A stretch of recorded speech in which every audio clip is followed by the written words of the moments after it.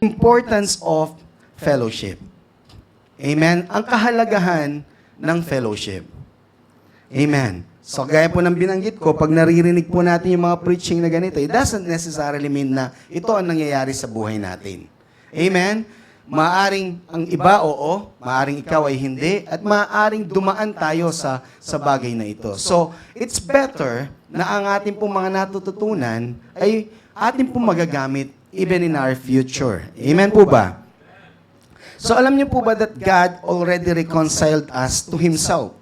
The day we receive Jesus in our life, tandaan niyo po ito, tayo po ay ibinalik na sa dati nating kalagayan. Na tayo po ngayon ay meron ng relasyon sa Panginoon na kailanman hindi na mapuputol yon.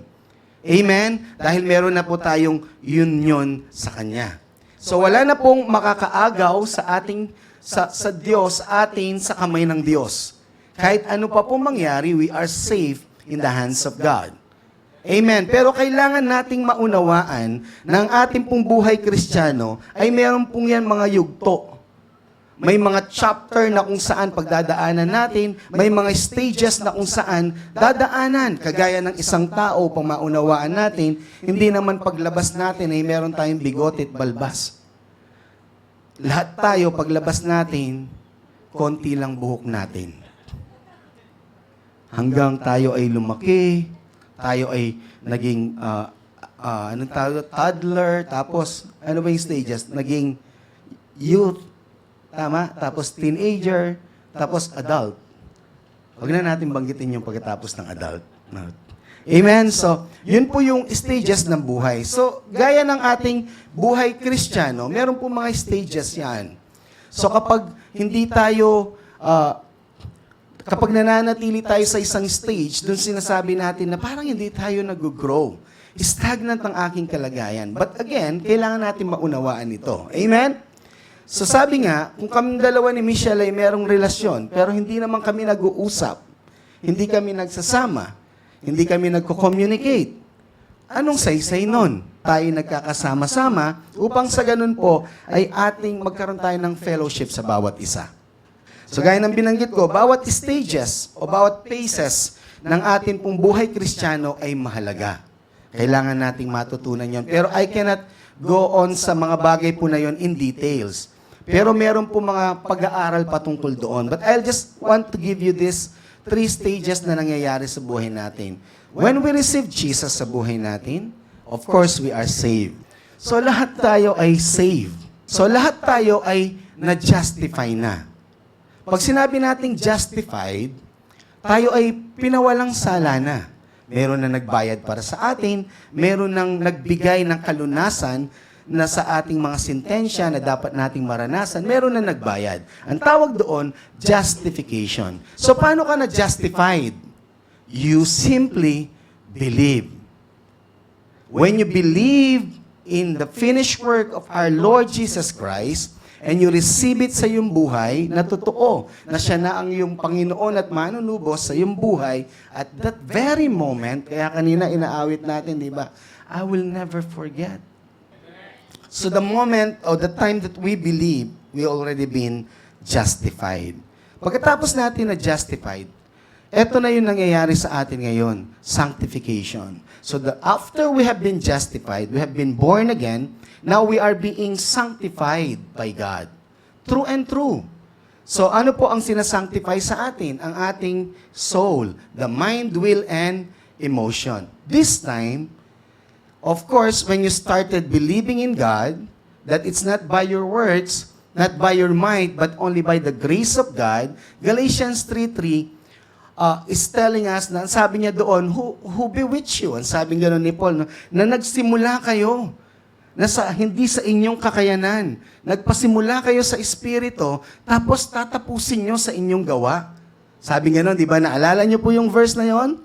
Sabi niya, sinong kumulam sa inyo? Sige, basahin natin. Are you so foolish? Ang sabi niya, sa ibang version, sabi niya, who bewitched you? New King James yata yun. Sinong kumulam sa inyo? Amen? After beginning by means of the Spirit, it's not our works. We simply believe in the finished work of our Lord Jesus Christ, and the Spirit of God started to work in us. And while we are being sanctified, He's working now through us.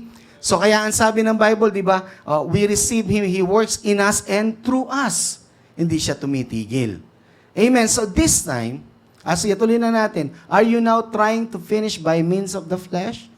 Amen. Kaya ang sabi niya, kung nagsimula ka na nagtiwala na sa biyaya lang ng Panginoon, sa grasya lang ng Panginoon, hindi ka pwedeng magwakas sa tinatawag nating sa sarili nating kakayanan. So ang paniniwala na hindi sa iyong sarili, kundi sa Panginoon lamang, hindi yun dapat nawawala sa lahat ng stages ng ating buhay. Pero sa stages na pagdadaanan natin, hindi na lang believe ang kailangan mo when it comes to sanctification. So this time, you need to believe and obey. Kailangan mong, upang ikaw ay malinis, kailangan mong tanggapin, paniwalaan ang salita at sundin ang salita. Amen? Kasi yun ang magtuturo sa atin upang ang ating mga gawa ay mapapalitan. Yun ang magtuturo sa atin upang sa ganon, hindi na tayo mamuhay kung ano dati natin pamumuhay. So yung pagiging sanctification, it's not only simply the work of God in us. Yes, it's working sa buhay natin, but we need to participate. We need to cooperate. Amen po ba? Hindi ka nakipag-cooperate, are you still justified? Yes, you are still justified. Pero, cannot work through you. Your purpose is being defeated. Your purpose supposed to be to give glory to God. How? By working through you. So after sanctification, the glorification. So glorified. Anong gagawin mo dyan? Wala. It's all the work of God. The time that we are being glorified, siya magbibigay sa atin ng bagong kasuotan. Amen? Gaya ng sa Kanya. Na meron kang ganito na laman, pero ikaw ay tumatago sa dingding. Amen? So that time will come until we meet our Lord Jesus Christ. So simple lang po yan, no? JS Prom, hindi pala, JSG. Justified, sanctified, glorified. Amen? Yan ang ating mga pagdadaanan until we meet our Lord Jesus Christ. So hindi mo pwedeng lampasan yan. The moment na ikaw ay justify, the next stages ng buhay mo is sanctification. And dito nagkakaroon ng maraming mga pag-uusap. Bakit Kristiyano na siya ganyan pa ang nagagawa? Because of the flesh. That's why the Bible is telling us, the moment now you receive the Word, you believe the Word, you just don't believe and receive it. You need to obey the Word. Amen? So ngayon, anong kahalagahan po na tayo ay ma-plant sa church? Kasi yung sanctification, ito ang nagbibigay sa atin ng maturity sa ating buhay, Kristiyano. Ito ay nagbibigay sa atin na kung saan unti-unti nakikita mo ang pagbabago sa iyong buhay. Dati, konting lang, kibot, inis ka na. Diba? That's a childish act. Tama po ba? But the moment you receive the Word and you believe that you have the fruit of the Holy Spirit in you, you started to obey. You're not saying that you don't have the patience in you. You don't say also that you cannot endure long suffering because the fruit of the Holy Spirit is in you.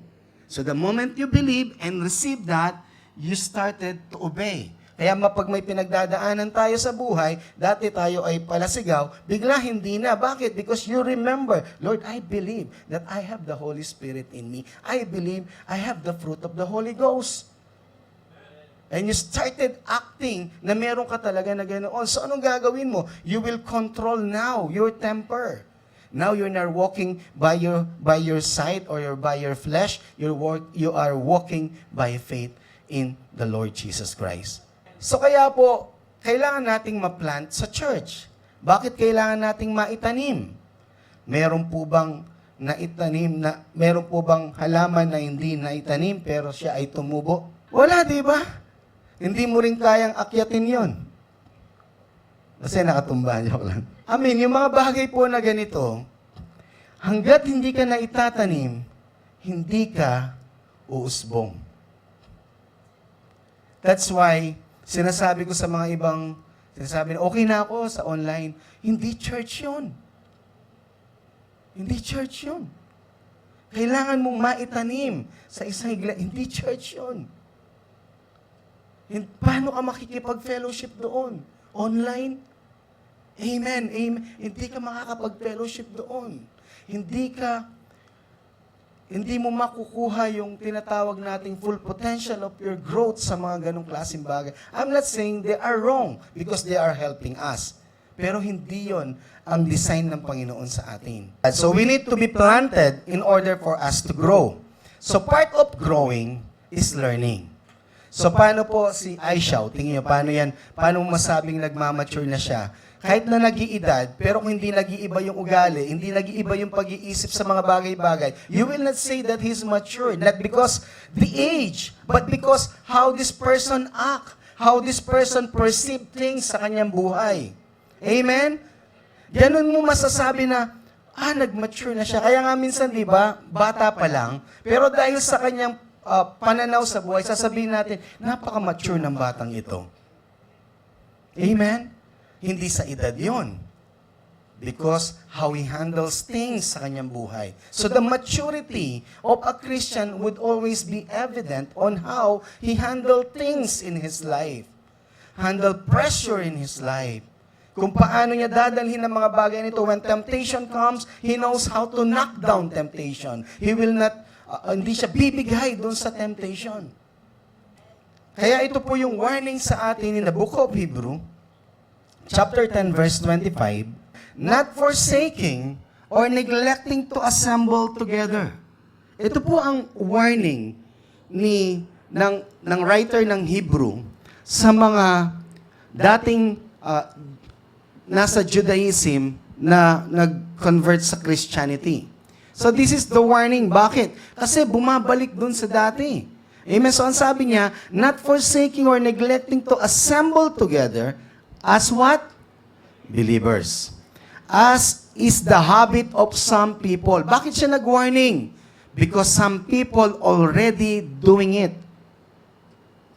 So, ang message na ito, hindi para sa tao na wala dito. Para sa inyo na naririto. Amen? Ang sabi niya, wag tayong tumigil na tayo ay magkita-kita, mag-fellowship as a believer. Bakit? Kasi bakit nagkaroon ng warning? Kasi ang iba, ginagawa na. At hindi lang yun pa isa-isa. Sabi niya, habit. Sabi natin, habit. Sabi nila, gawin mo ang isang bagay ng 21 days, magiging habit mo na. So, ibig sabihin nun, hindi lang minsan nangyari. Amen? Hindi mo na talaga nakikita sa church. Hindi mo na talaga nakikita sa assemble. Hindi mo na nakikita pag may fellowship. Bakit? Amen? So kaya sabi sa atin, we are being warned na tayo po ay sinasabihan sa atin ng Book of Hebrew, na huwag natin kalimutan na mag-gather tayo palagi. Kasi yung iba ginagawa na. So meaning to say, huwag nating tularan. Amen? But admonishing, ito sabi niya, bagamat admonishing, anong ibig sabihin nun? Warning, urging, and encouraging. Amen? So, pag nakita natin ng kapatid natin, parang, mag-ingat ka sa bagay na ganyan. Baka hindi mo mapansin. Kakasabi mo na wala nang mangyayari sa buhay mo, magulat ka na lang. Wala talaga nangyayari sa buhay mo. Amen? Warning, urging, and encouraging. Yun po ang purpose. One another. Amen? Hindi lang para sa sarili natin. Because the moment that we are alone communing with God, we are being encouraged by God, pero ikaw lang. But in the fellowship of the believer, we're encouraging one another. Amen? Kaya di po ba, ayaw natin yung church na kung saan dumalo ka, tapos uuwi ka na lang, wala ka man nakausap. Bakit ganoon? Kasi yun ang purpose ng fellowship. Magkaroon tayo ng intertwine. Alam niyo po kung bakit mahirap bunutin ang mga halaman na dikit-dikit, halimbawa yung mga akasya. Bakit? Kasi ang mga root nila nag-i-intertwine. So hindi sila basta babagsak. Yun ang kahalagahan po ng fellowship. Amen? meron kang makakapitan sa oras na ikaw ay nanghihina. Amen? Meron kang matatakbuhan the moment na merong bagyo sa iyong buhay. Nadadaan siya. Sasabihin mo sa kapatid mo, please hold mo ko sa panahon na ito because I can feel the pressure is too much for me. Amen? So that's the time na nandun tayo lahat para sa ating kapatid. That's the value and that's the reason why God wants us to have fellowship. Bakit? Kung madalang lang tayong magkita, hindi ka hihingi ng tulong sa kapatid mo, madalang lang kayong magkita. But the moment na lagi na kayo nagkikita, nagiging palagay na kayo sa bawat isa, nagiging madali na ang pagtulong, ang ating pagsasama-sama. Are you getting it, church? Amen? So, and all the more faithfully as you see the day approaching. Sa ibang version, ang sabi diyan, until the Lord Jesus Christ will come again. That's the day approaching. So sabi natin kanina, ang sanctification, after that is glorification. Tama po ba? So yung sanctification natin, kasama ito sa pagbabago, sa ating pagiging mature, yung hindi natin pagliban sa mga gawain. Amen? Hallelujah, praise the Lord. So God wants us to live in victory over sin. Tandaan po natin to. Papakita ko lang ang kalagayan natin, anong ginawa na ng Panginoon sa atin, anong kahalagahan ng tayo ay merong fellowship. God wants us to live in victory over sin. Tandaan niyo po yun. Gusto ng Diyos na tayo ay mabuhay ng merong katagumpayan mula sa kasalanan, mula sa takot, mula sa kahirapan, mula saan pa po ang gusto ng Panginoon sa mga pagsubok sa buhay, sa mga bagay na humihila sa atin pababa, ano pa po ang pwede sa mga sakit at karamdaman, sa ating pagkakabilanggo, ano pa? At doon sa darkness. Not every force of the enemy. Yan po ang nais ng Diyos sa atin, na mapagtagumpayan natin ang lahat na binabato sa atin ng kaaway. Yun ang gusto ng Panginoon sa atin. Hindi lang tayo sinave upang tayo ay magkaroon ng eternal life. Sa sanctification process natin, binigyan tayo ng kalayaan. Bakit? Upang ikaw ay makapaniwala, makatanggap, at makasunod.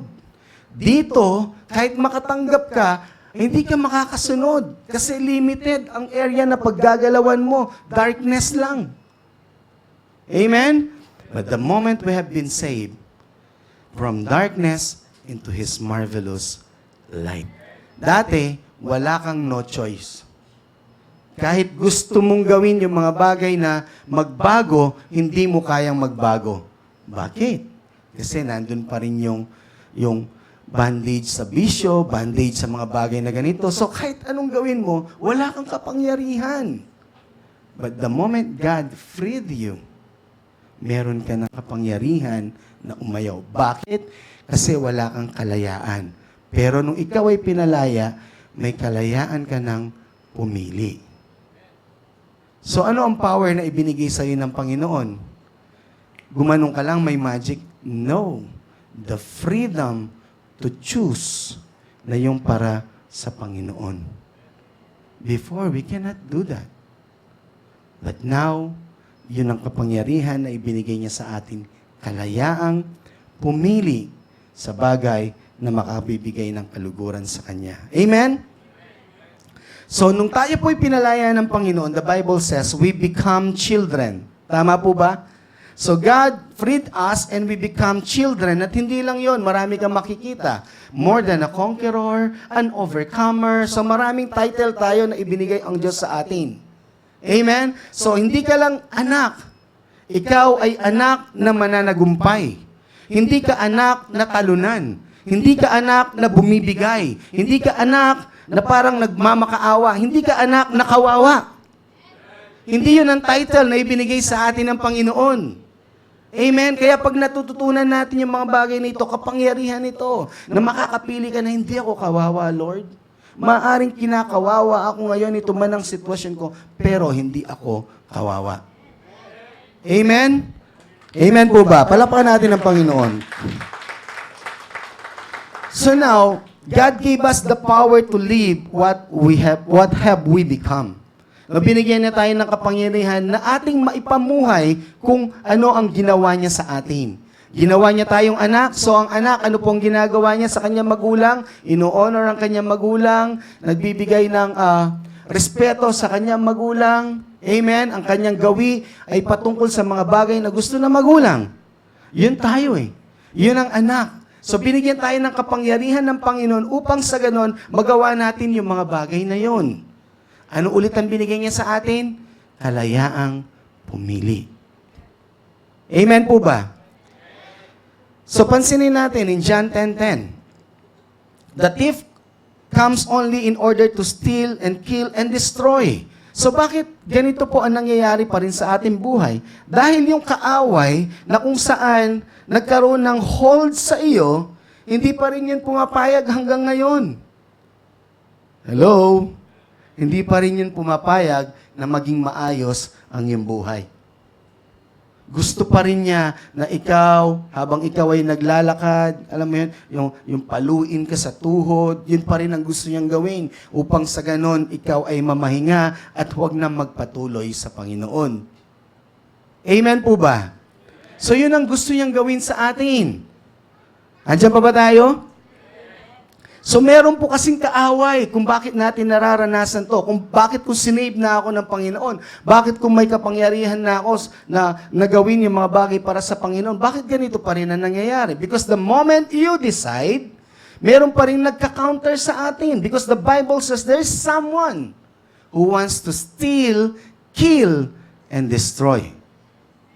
Amen? At malinaw ang sabi ng Bible sa atin, ang sabi niyan, si Jesus ang nagsasalita, I came, sabi ng Panginoong Yesus, that they may have and enjoy life. Sa sanctification process natin, ma-enjoy mo ang pagiging Kristiyano if you believe, receive, and obey. But if you believe and receive and you don't obey, hindi mo pa rin ma-enjoy ang Christian life. Glory to God. So kaya po, ang mga bagay na ito ay napakainam. Ang sabi diyan, enjoy life and have it in abundance to the full till it overflows. Ako gustong-gusto ko yung verse na ito. Dahil itong verse na ito, laging ito ang aking batayan kung nangyayari ang kalooban ng Diyos sa buhay ko. Am I enjoying my Christian life? Am I overflowing with love? Am I overflowing with patience? Am I overflowing with gratitude? If not yet, continue to be sanctified. Amen? So God wants us to enjoy life, but the enemy wants the opposite. Yan ang gagawin ng kaaway. Every bad situation, lalo na yan. Every bad or good situation, whatever situation sa buhay natin, lahat yan gagamitin niya. Upang sa ganon, hindi ka lumakad sa pananampalataya. Ginagamit niya yan. Kapag tayo ay dumadaan na sa mga pagsubok, ang lalabas sa bibig natin, ang gusto ng kaaway lagi na, Lord, pinabayaan mo na ako. Natutuwa siya doon.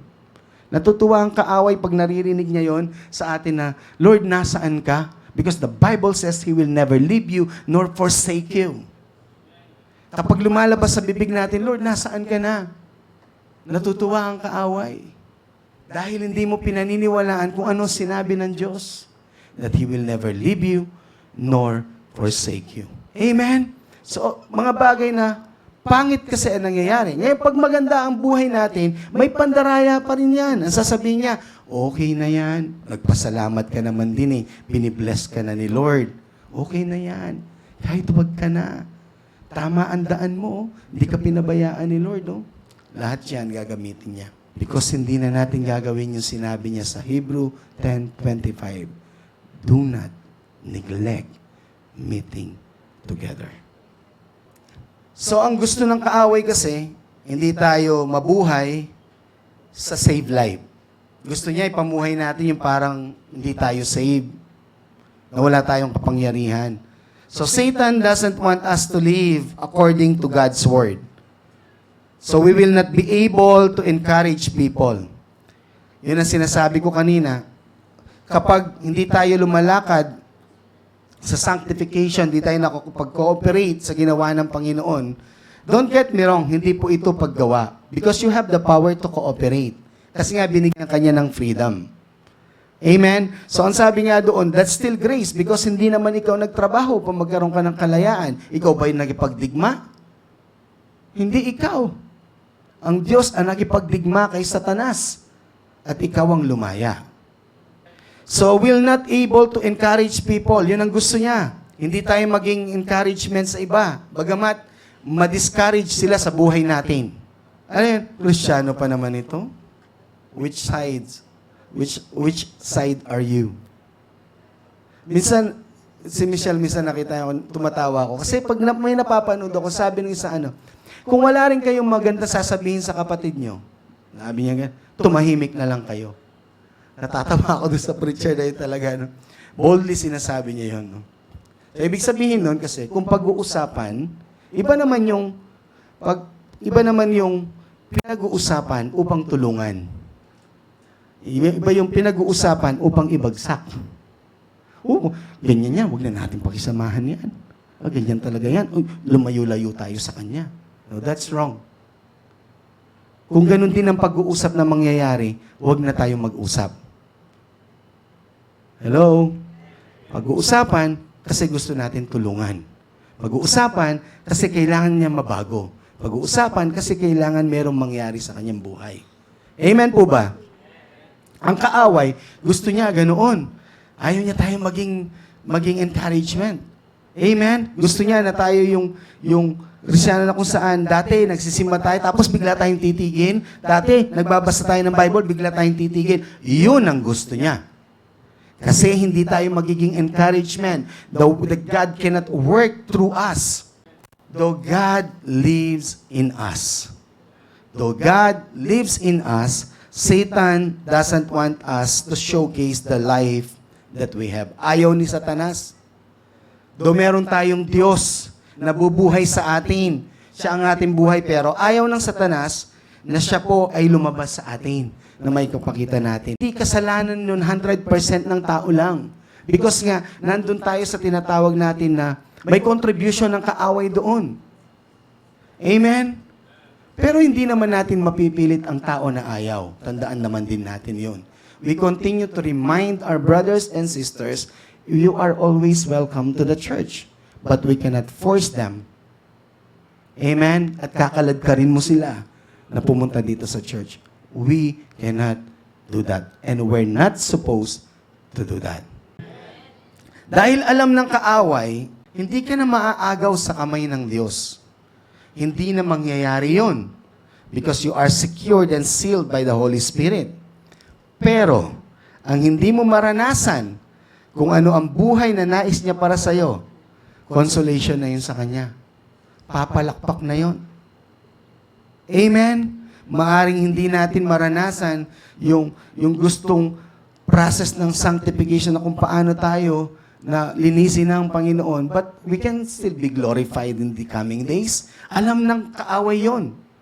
That's why, ang ginagawa niya sa atin, hindi ka lang mamuhay sa katagumpayan, hindi ka mamuhay doon sa ma-enjoy mo ang Christian life, masaya na siya.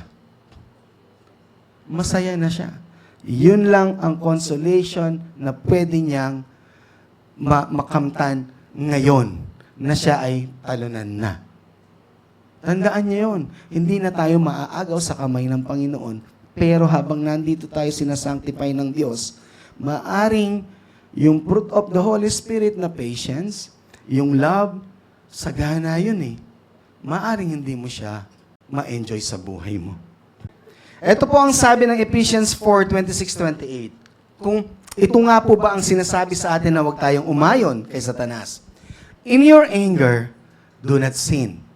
So it's okay to feel na ikaw ay mainis. Pero huwag kang magkasala. Paano yon? Pag pinamumuhay mo na yung galit, ikaw ay patuloy na magkakasala na. Alangan naman pinalo ka, ang sarap.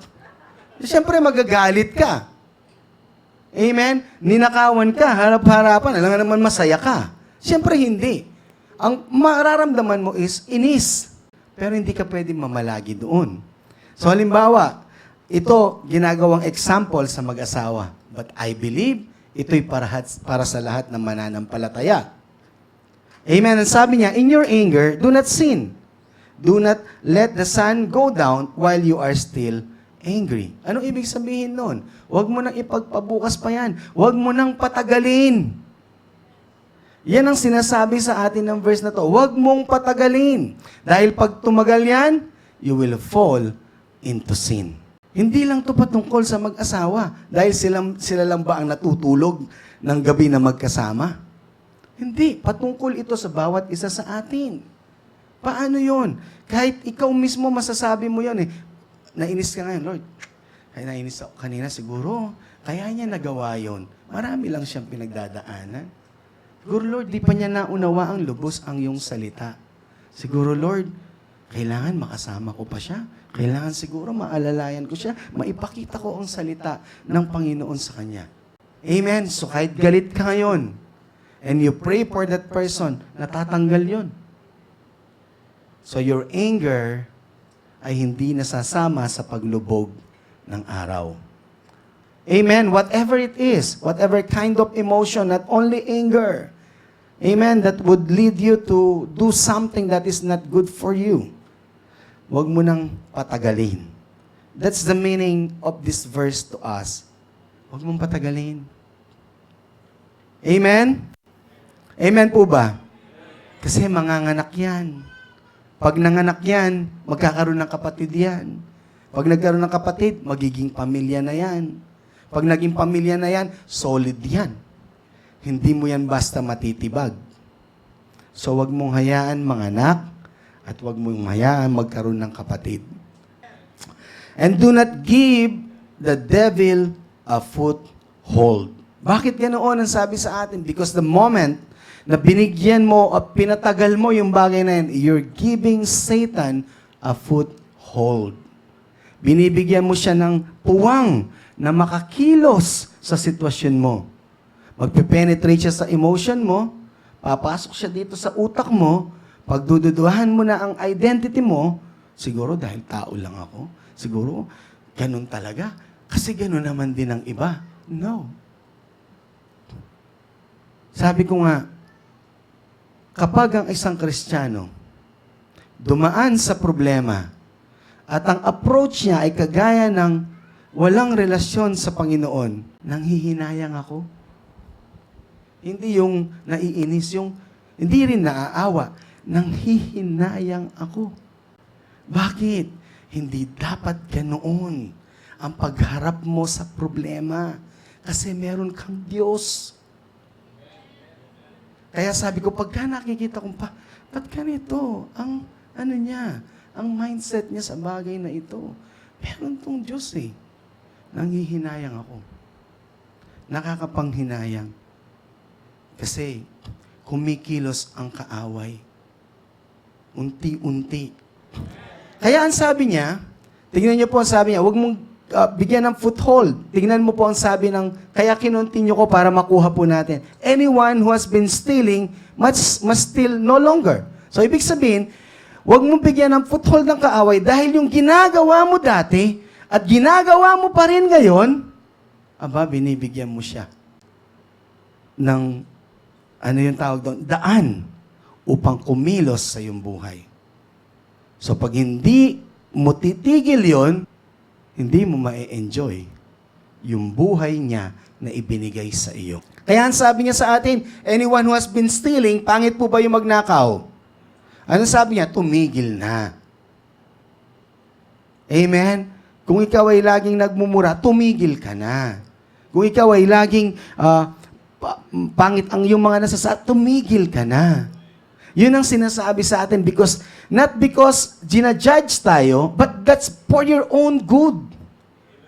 The Bible is not judging us, but encouraging us and reassuring us na ito'y para sa iyo. Because if you do that, you're giving Satan a foothold. This is still grace. Because it's for you. Amen? Ano sabi niya? Huwag na magnakaw, but must work. Amen? Doing something useful with their own hands, that they may have something to share with those in need. Amen?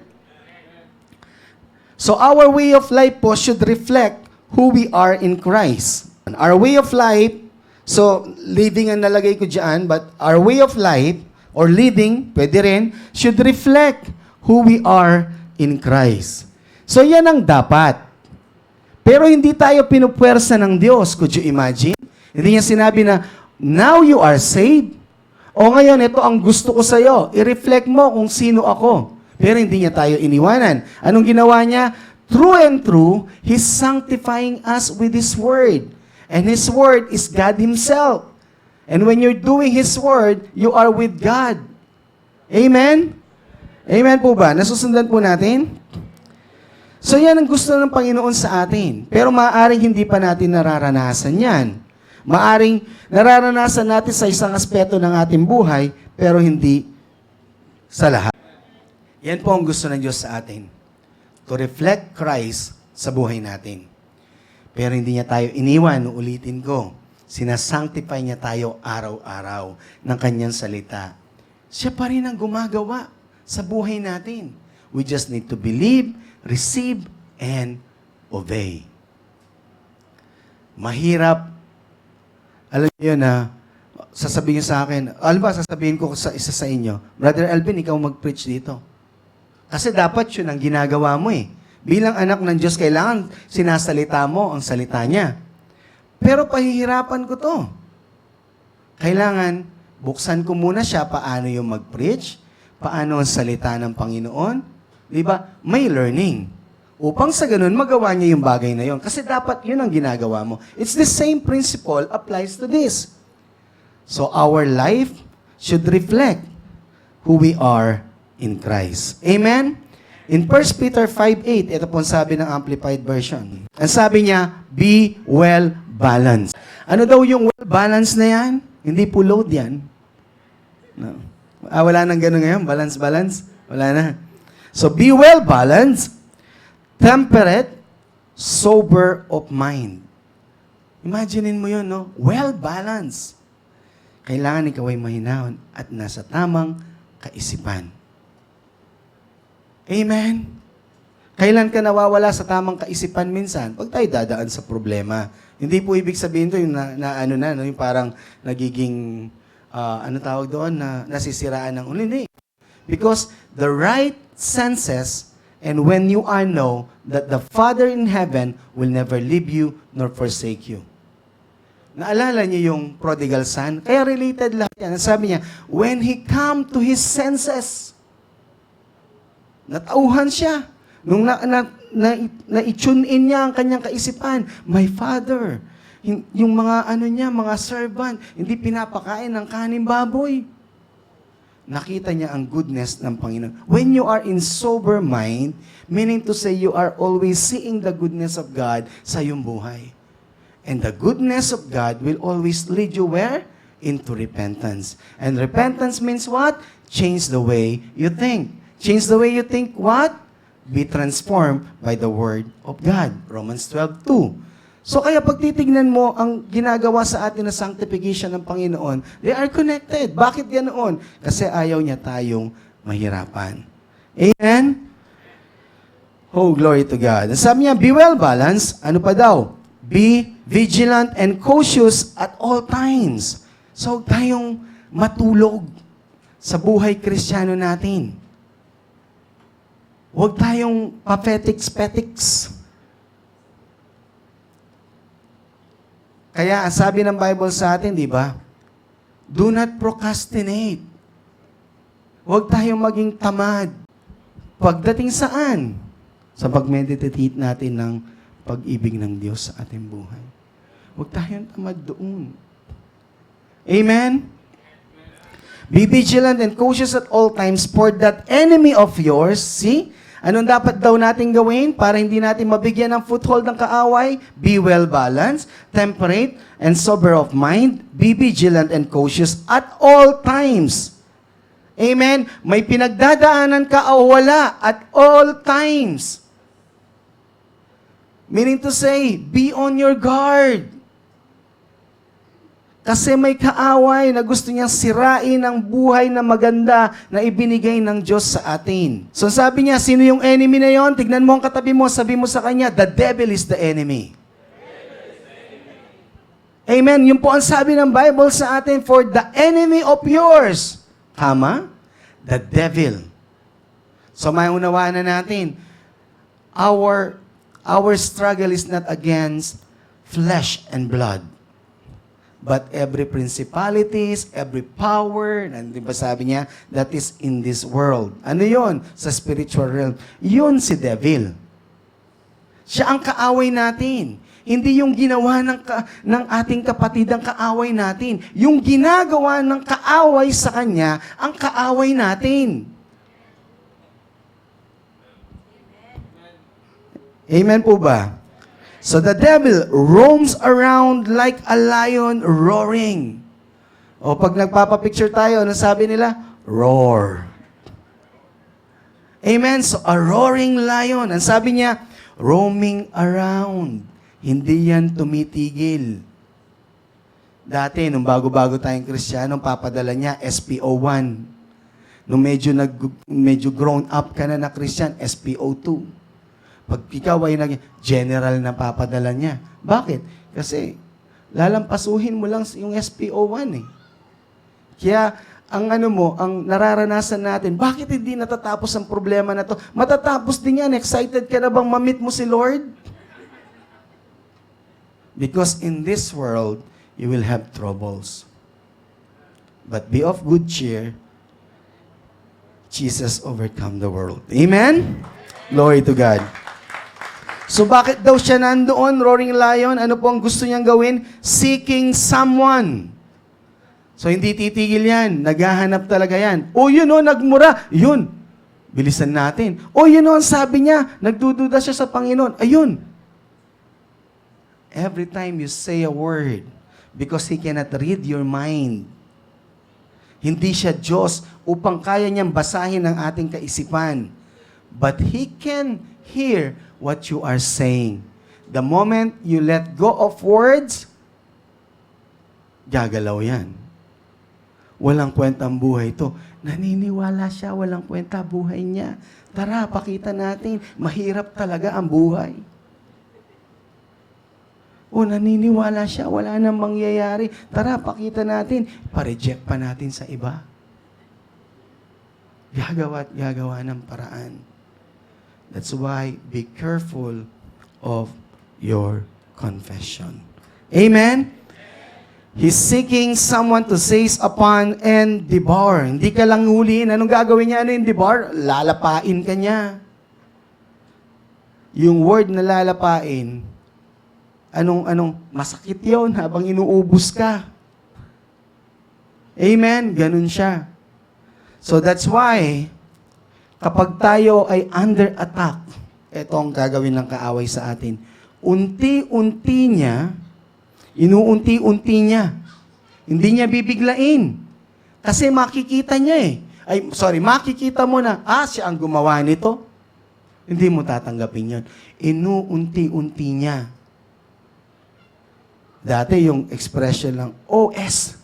Wala naman, okay lang yun, OS lang eh. OF na ngayon. Iba na. Walang kwentang buhay ito. Pambihira naman. Ano nangyayari sa buhay ko? Ganito ang boss ko. Ganito na lang. Ikaw, paano ka? Sa sobrang tinitignan natin ng iba, hindi na natin nakikita ang sarili natin. Amen? So that's why, pag under attack tayo, tandaan niyo to, hindi ka bibiglain ni Satanas. Nilalapa ka niya. Magugulat ka na lang, ang sakit pala. Unti-unti yun. Amen? Akala natin nun, okay lang ang mga nararanasan natin na napapagod na tayo. Lord, napapagod na akong manalangin, wala naman nangyayari. Napapagod na akong kaka-praise the Lord long. Parang emotional lang ako, Lord. Napapagod ka na. Hello? Walang oras sa fellowship. Sinasabi natin, marami tayong ginagawa. Busy tayo lahat. Kasi tao lang tayo. Kasi may 24 hours lang tayo. Amen? You know, alam na alam mo na under attack ka, ito po nangyayari sa atin. Nilagay ko po dyan. Pag ito nangyayari sa'yo, beware. You are under attack. You are in the situation, you are being attacked by the enemy. Lacking interest in His Word. Tara, fellowship tayo. Ano pag-usapan natin? Oh, share mo naman yung ano. Huwag na lang. Pero pag, tara, fellowship tayo. Tara, kapit tayo kasi, di ba may bagong ano ngayon? Oh, sige, punta ako dyan. You don't have interest in His Word. Yung umaga pa lang, hindi mo na hinahanap ang kanyang salita. Nakafocus ka na kaagad kung ano ang mga gagawin mo sa trabaho. That's not good. Unti-unti, kakainin ka. Magugulat ka na lang, yung init mo dati, bakit wala na? Tapos, ganun lang talaga siguro. Hindi siya ganun dapat. Amen? So, lacking interest in His Word, ano pa? Loss of excitement for matters related to God.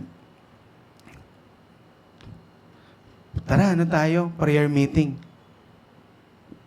Pag prayer meeting, walang gustong pumunta. Masakit ba? Masakit kasi minsan nakikita natin eh. Once in my life, I'm this person. That's why I'm sharing it with you. Once in my life, nung ako'y napanghinaan na, nung pumunta dito si Michelle, na, kasi naiwan ako sa, talagang nag-ano ako, I don't have interest in His Word. I'm there physically, but my mind, wala doon. Nag-church ako, alam naman ng pastor ko yun eh, kitang-kita naman niya eh. Kaya lagi niya ako niyayakap nun, okay lang yan, ginaganon niya ako. Kasi nakikita niya, I don't have interest in His Word. I don't believe anymore. Imagine, inunti-unti na pala ako ng kaaway. Kaya nung pumunta ako dito sa Dubai, andito na ako, nagyaya si Michelle na mag-church. Ayaw ko. Magugulat to, bakit ayaw ko? Siyempre. Kasi nga, wala na akong interest. Inunti-unti ako ng kaaway. Naging komportable na ako dun sa dati kong... Alam niyo, pagka umupo na ako sa church noon, gusto ko matapos na. Tapos ang dahilan ko, ang anak ko. Sasabihin ko na, kasi po, pero dati, pwede naman ako magtagal. Bakit ganon? Kasi, Satan throws something at us that I thought hindi pwedeng mangyari kasi meron akong Diyos. Pero nangyari. Amen? So kaya beware. When you are lacking interest in His Word, there's something wrong. Because your food is His Word. Pagka wala ka ng excitement na magdasal, gumising sa umaga, Lord, salamat Lord sa bagong umaga. At pag natapos ng araw, Lord, salamat Panginoon, di mo ako pinabayaan. Ang dami ko napasahan CV, Lord. Salamat Lord, may tatawag sa akin. Hindi yung, ang dami ko napasahan, wala man tumatawag.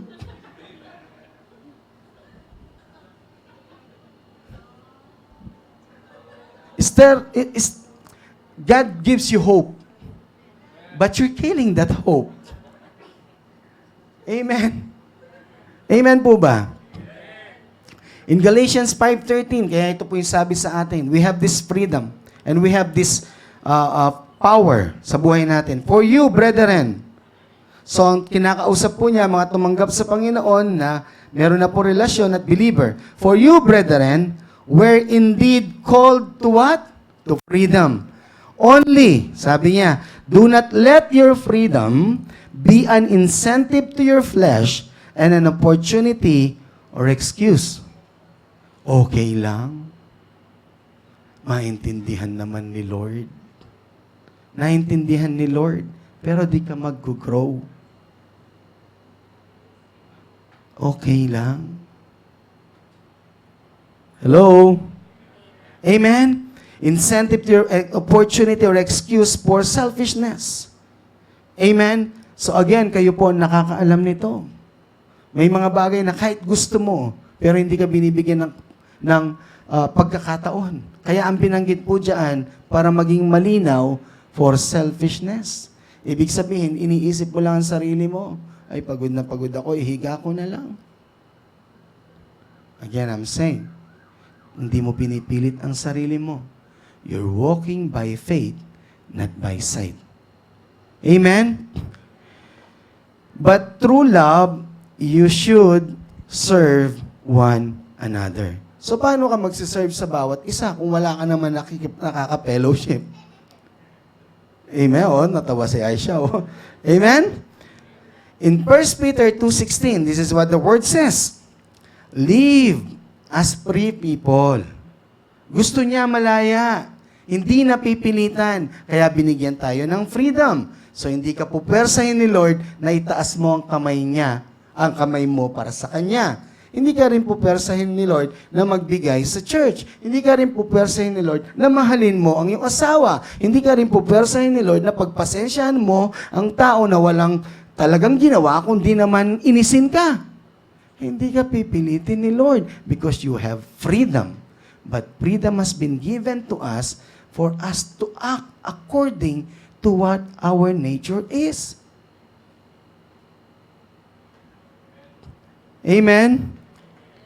Tayo po ay ginawang malaya upang sa ganon magawa natin na hindi ano tawag doon, taos sa ating kalooban. Yung pagpunta mo sa church, taos sa iyong kalooban. Hindi dahil nahihiya ka sa akin, kaya ka nandyan. Hindi nahihiya ka sa kaibigan mo, kaya ka nandyan. No. Wala dapat pumilit sa iyo. Yes, may nag-invite sa iyo, pero hindi ka pinilit. Hindi ka, anong tawag doon? Hindi ka binribe. Ang pinunta mo dito ay ang relasyon mo sa Panginoon. Ang pinunta mo dito ay yung may matutunan ka at makuha mo mahalin ang bawat isa. Amen? Kaya sabi po dyan, but don't hide behind your freedom when you do evil. Bumalik ka sa dati. Okay lang naman, mahal naman ako ni Lord eh. Okay lang kasi panatawad naman ako ni Lord. Do not use your freedom in doing evil things. The Bible already warned us because there is something na hindi mo magugustuhan na nangyayari sa iyong buhay. And then you will blame God. Lord, kasi pinakita mo sa akin, Lord, ang lamig ng San Mig Light. Hindi ko napigilan, Lord.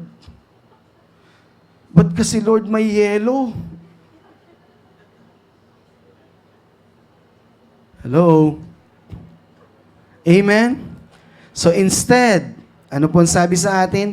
Use your freedom to serve God. Use your freedom to serve God.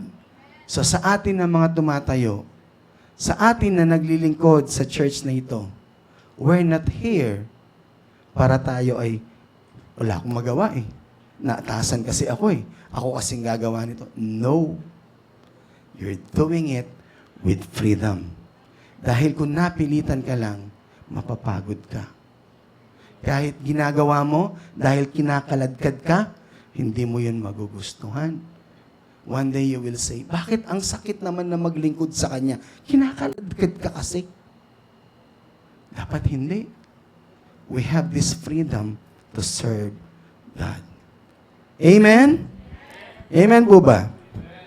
Kaya ang sabi po dyan, Hebrews 10:25, babalikan ko lang, not forsaking, neglecting to assemble together as what? As believers. So what believers do? Encouraging one another sa pag-ibig ng Diyos. Encouraging one another na merong hope sa buhay. Encouraging one another na ituon mo lang ang iyong mata sa Panginoon at makikita mo ang pagmamahal niya. O hindi ka man minamahal ng lahat ng kasama mo sa bahay, one day that will change.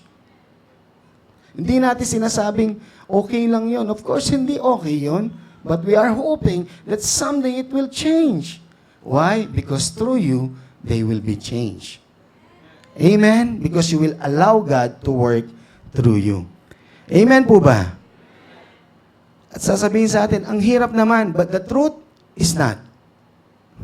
Naniniwala ba kayo na hindi mahirap yon? Yung hirap, pastor, hindi ko kaya magpatawad. No, because you're using this and you're using this. But if you use the power that God has given you, you will be able to do that. Amen? 2 Peter 1:3, dito na tayo magwawakas. For His divine power has bestowed upon us all things. Sabihin natin all things. That are requisite, kailangan. Amen? And suited, at tama. Lahat ng bagay na kailangan mo at tama para sa'yo. Anong sabi diyan? To life and godliness ay nasa iyo na. He has bestowed upon us all things na tama at kailangan mo upang sa buhay na ano po? Banal at buhay na maayos. Saan? Sa paanong paraan? Through the full personal knowledge of Him who called us by and to His own glory and excellence virtue. So, ang ibig sabihin lang po niyan, lahat ng kailangan mo upang magawa mo yung mga bagay na nais ng Diyos na gawain mo para sa iyong kapwa, para sa iyong pamilya, para sa mga taong nakakasalamuha mo, lahat nasa iyo na. Yun ang sabi ng Bible sa atin. He bestowed upon us. So, paano daw natin makikita lahat to? Paano natin malalaman ang lahat ng bagay na ito? Paano daw po? Through, saan po? Sa pamamagitan ng kaalaman natin kung sino ang Diyos na tumawag sa atin at nagbigay ng kanyang glory at ng excellence sa ating buhay. So kaya, lagi kong tinuturo sa inyo, mahal na mahal ka ng Diyos. Hindi ka iiwanan at pababayaan ng Diyos. Hindi mo man nakikita ngayon, but the end of the game, makikita mo, you are victorious. Why? Dumadaan ka ma dyan, hindi pa tapos ang laban. You are a victor. You are a champion. At the end of the game, nandun ng trophy sa'yo. Ikaw ay magsasaya kasama ng Diyos. Amen? So, huwag niyong isipin mahirap. Sabi mo sa katabi mo, meron ka na, discover mo lang. Amen? We just need to discover, unfold. Because the Jesus that is in us, He is a complete package. Amen? Hallelujah. Palapahan natin ang Panginoon.